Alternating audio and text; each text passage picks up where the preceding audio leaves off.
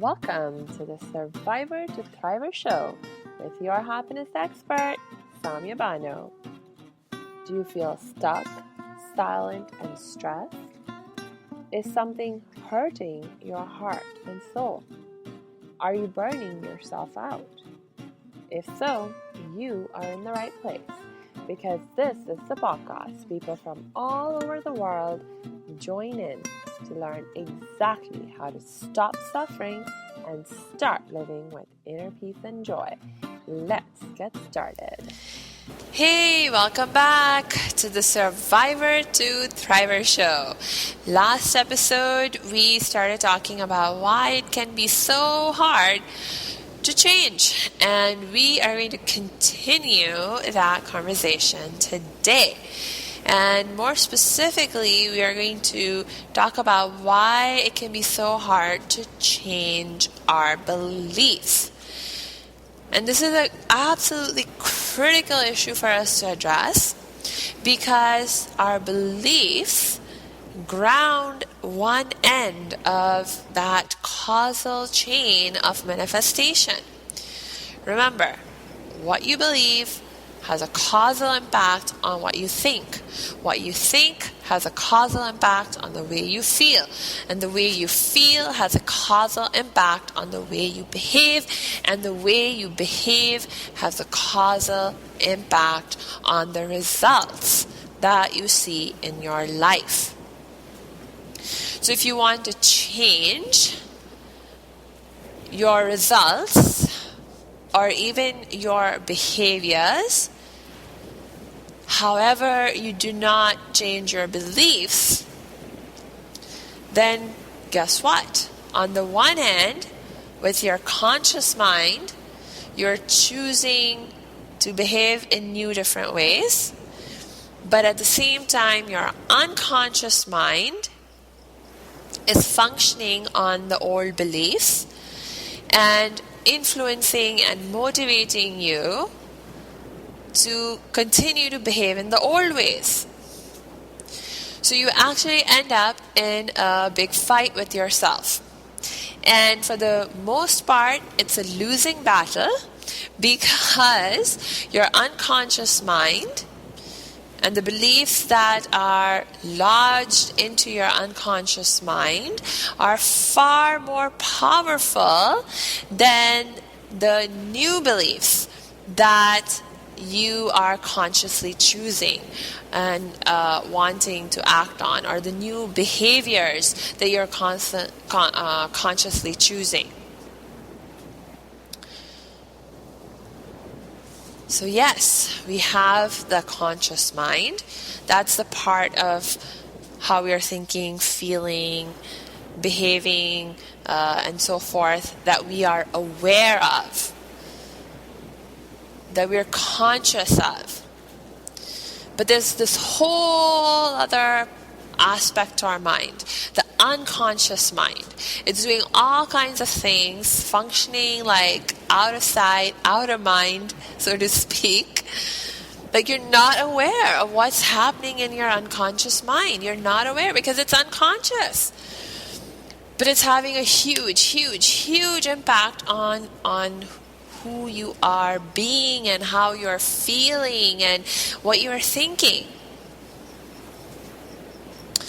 Did you know that research shows that pretty much all the core beliefs that we have, when I talk about core beliefs, I'm talking about the beliefs that define your sense of identity and your sense of reality, your sense of what is possible or not.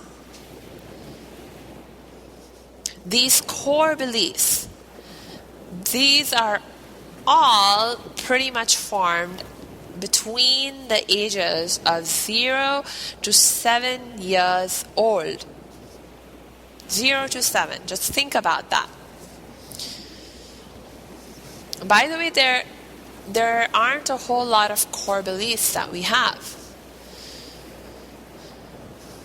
if you pick the conscious thoughts that you have, the thoughts that you are aware of, and you begin to dig deeper, looking into, okay, if I'm thinking this, we know that there's a reason why I'm thinking this, right? There's a belief that underlies this thought. What is that belief? So you come to that belief, and guess what? Actually, you can dig even deeper.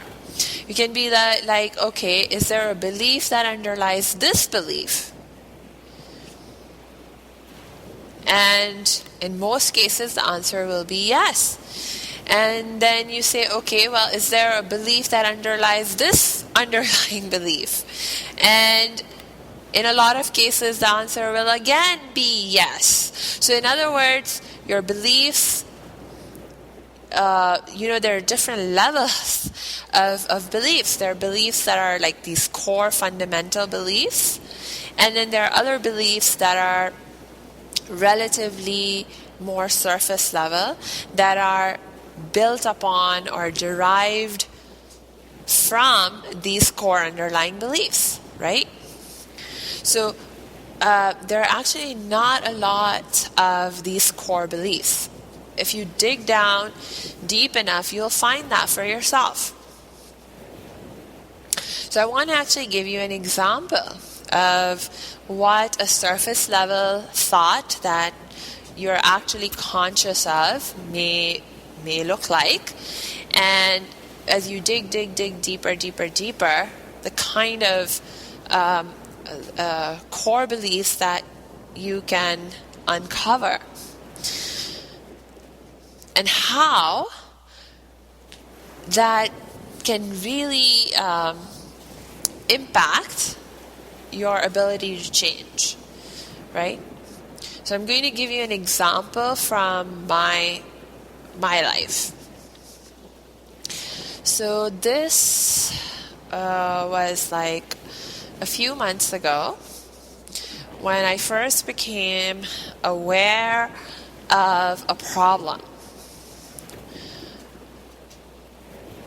And the way that I became aware of the problem was that I felt a sense of disturbance in my sense of inner peace and joy. So, of course, I'm very sensitive to that because my inner peace and joy is my top priority. It's one of my top priorities. Right? Very, very important to me. So anything that disturbs my inner peace and joy needs to be addressed. So I checked in to see, hey, what's going on? What's up with this disturbance to my inner peace and joy? And the answer I got was, Samia, you have been avoiding working on your life mission and your life vision, like the big vision and mission that I have. Like I have, the mission of my life is to empower people to live with inner peace and joy through transformative education. And of course, as a coach and a trainer, I've been doing that. But it's like the vision that I have on how I'm to accomplish this mission requires more than my just coaching and training, right? Because the mission is not just about, okay, empower people like a certain small number of people. My heart says to me that I need to do this for all the people of the world. We need to work towards eliminating suffering from the world, right? Just like huge, the huge mission. And as long as I'm like just coaching and training, it's not anywhere near enough, because as a coach, as a trainer, I can only reach relatively small numbers of people at a time, right? And so it's like, what about the rest of the world? So coaching and training, while it's very good kind of work, and I'm very happy doing it at one level, it's just not enough. I need to do more. And part of doing more is that my heart showed me this vision that, we have to build this university, like this amazing university that is going to become like this one-stop shop for everything that you need to learn to live with inner peace and joy, to eliminate suffering from your life. And of course, the one university campus is just the start. We're going to establish the one campus, prove that this model that the university is going to be built upon and be functioning upon, that it is something that's viable, that works. And then we have to build another campus and another campus and another campus, and build these universities all around the world, right? So it's like a huge dream, a huge vision. And when I think about making this vision a reality, and as I work towards making this vision a reality, I mean, can you believe that I may have fear come up? Yeah, absolutely. So, in fact, this is not the first time that I had this experience of the fear coming up, right? It's been happening in waves and cycles. So the fear comes, and then I deal with it, I work on it, but then it comes up again, right? Because there are different causes, there are different triggers. So that's, by the way, all very normal. When we are in a process of growth, and especially when we are challenging ourselves in massive ways to step out of our comfort zone and grow, particularly at the level and the speed that my heart is driving me to do, it is very, very natural that you will experience this kind of cycle of you're going to grow, you're going to expand, you're going to stretch, and then you may find yourself contracting for a little bit again, because you stretched just a little, maybe just things got just a little too challenging, and so you need to then step back a little bit. But over time, you see what happens is that you stretch much more than you contract. So it's like you take 2 steps forward, 1 step back, but guess what? You're still 1 step ahead of where you were before. You took the 2 steps forward. It's that kind of a thing, right? So I was having another one of these episodes of where I was feeling the fear, and it actually, one of my old strategies for dealing with fear is to go into avoidance mode, like avoiding the work, avoiding the conflict, or whatever it is that's making me feel afraid, right? So I'd gone into avoidance mode. I was avoiding working on my university vision project, and that began to compromise my sense of inner peace and joy. Remember that if we are not living in alignment with our life meaning and purpose, it will compromise your inner peace and joy. Because one of the foundations on which our inner peace, joy, our sense of contentment and fulfillment is based is that we are living with a sense of meaning and purpose, that we are living not only with a sense of meaning and purpose, but with authenticity, in alignment with our values and our principles. And I have a value for excellence. I have a value for taking courageous action. So when I was being inconsistent with that, it disturbed my inner peace and joy. It disturbed my contentment. So anyway, I recognize this, that I'm having this problem, I'm having this challenge. So I say to myself, okay, let's look deeper. If I'm having this feeling of discontent and so forth, what is the thought that is underlying the feeling? Right? Because remember, our feelings are caused by two things, our behaviors and our thoughts.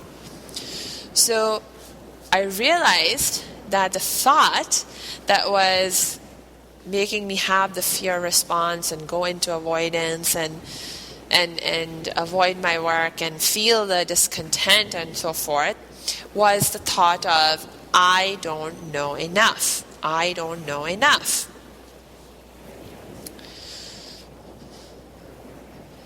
So I said, okay, if I'm thinking I don't know enough, then what is the belief that is underlying that thought?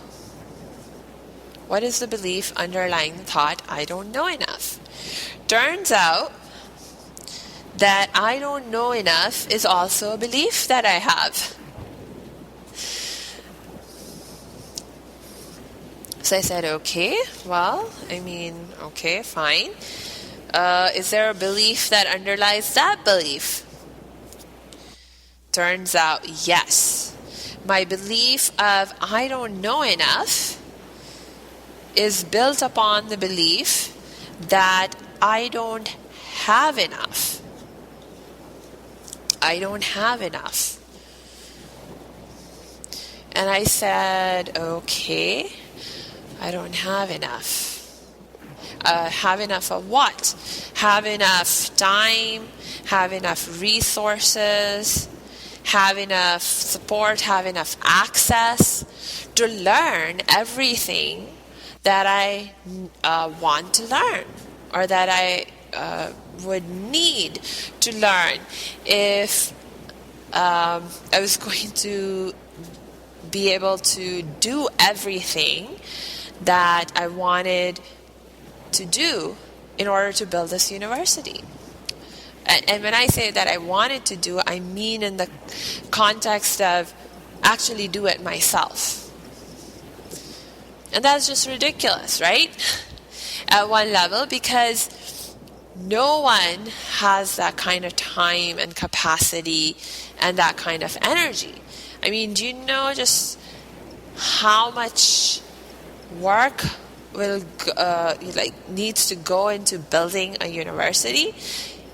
Forget about building a university. Even if I wanted to build a small home, I probably couldn't just build it all on my own. I would need help and support, right? So of course, it's true. I don't know enough and I don't have enough in that sense, in that context. So it's like, okay, so insofar as this is a problematic belief, I mean, there's a part of it that there's some truth to it, right? But there's a part of it that it's causing a problem in my life, right? So it's like, okay, let's dig deeper. Let's dig even deeper. Is there a belief that underlies my belief that I don't have enough time, resources, access, etc.? Turns out, yes, there's a yet deeper belief. And that even deeper belief is that I can't access the abundance of the universe. That I can't access the abundance of the universe.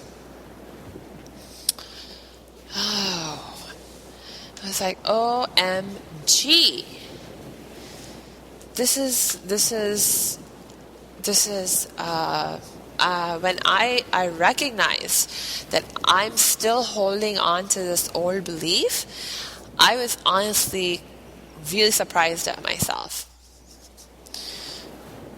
I was really surprised at myself because I thought I had sort of dealt with that whole issue and cultivated an abundance mindset. Turns out that yes, at one level, I have overcome this belief. In certain contexts, in certain areas of my life, I have developed an abundance mindset. But there are other areas of my life where I'm still holding on. I was still holding on to this old belief that I can't access all the abundance of the universe, that I don't have the influence, the ability to get the help and support I need to attract, to influence people to help me, to support me, to join my team, to work with me, right? Because if you know that if you truly realize, you truly recognize that you are connected, interconnected, and interdependent with everything that exists, you really know that, then how can you feel alone? How can you ever feel like there's a lack of anything? Because you're connected to everything and everyone that exists. And there's such abundance in the universe. There's such abundance in the world. There's no lack of any sort. There's plenty of everything. There's everything, that all the kinds of knowledge that I need access to, or that needs to be present in order to create the kind of university I want to create. All of that knowledge is already existing. Someone or the other on this planet has that knowledge. Someone or the other has the skills to apply that knowledge, to actually construct the buildings. Someone or the other already has the systems that I need in order to effectively build and manage and maintain those structures of the university once they are built. And I'm already connected to all of those people, all of those resources. Right? But I had this underlying belief, this old belief that I can't access those connections, that I can't effectively utilize those connections. And because I had this belief, this underlying belief that I didn't even realize, I didn't even consciously recognize I was still holding on to in some part of my unconscious mind, I was left feeling scared at a conscious level, feeling scared and thinking, I don't know enough, I don't know enough, I don't know enough.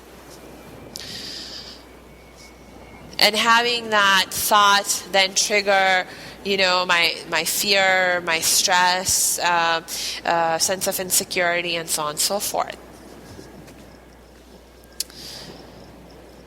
So, and of course, resulting in the result that I stepped away from working on my dream, right? That I went into avoidance mode. So you see how these unconscious beliefs can really hold you back.